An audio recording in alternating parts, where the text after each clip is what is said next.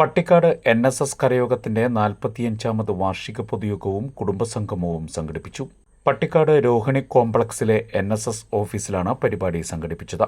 വാർഷിക പരിപാടിക്ക് തുടക്കം കുറിച്ചുകൊണ്ട് കരയോഗം പ്രസിഡന്റ് കെ ഗോപകുമാർ പതാക ഉയർത്തുകയും തുടർന്ന് നടന്ന പൊതുയോഗത്തിന് അധ്യക്ഷത വഹിക്കുകയും ചെയ്തു.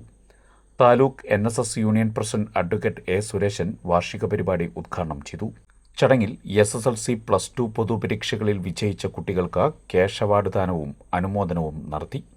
കരയോഗത്തിലെ 70 വയസ്സ് തികഞ്ഞ മുതിർന്ന അംഗങ്ങളെ പൊന്നാട അണിയിച്ച് ആദരിക്കുകയും ചെയ്തു.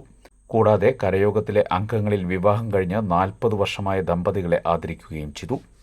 കരയോഗം വൈസ് പ്രസിഡന്റ് ഗോപിനാഥ് തറ്റാട്ട് സ്വാഗത പ്രസംഗം നടത്തി. കരയോഗം സെക്രട്ടറി കെ സുകുമാരൻ റിപ്പോർട്ട് അവതരിപ്പിച്ചു. ട്രഷറർ സി മോഹനൻ കണക്ക് അവതരിപ്പിച്ചു. NSS inspector MP Devan, secretary Ranjith Menon, taluk അംഗം ഉണ്ണികൃഷ്ണൻ, കരയോഗം വനിതാ സമാജം president Suma Pradeep, joint secretary Ajith മേലുവീട്ടിൽ തുടങ്ങിയവർ പരിപാടിയിൽ പങ്കെടുത്ത് സംസാരിച്ചു.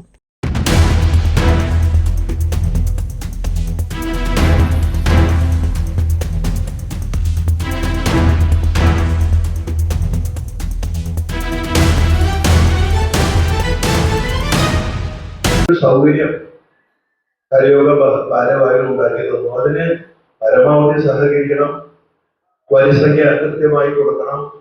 ഇതിന്റെ സംഭാവന എനിക്ക് വേണ്ടി വരികയാണെങ്കിൽ കൊടുക്കലൊക്കെയാണ് നമ്മൾ ചെയ്യേണ്ടത്.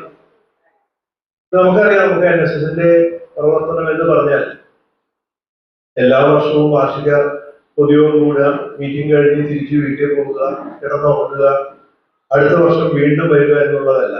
ഇതിനൊക്കെ ഒരുപാട് ഉദ്ദേശ ലക്ഷ്യങ്ങളൊക്കെ ഉണ്ട്.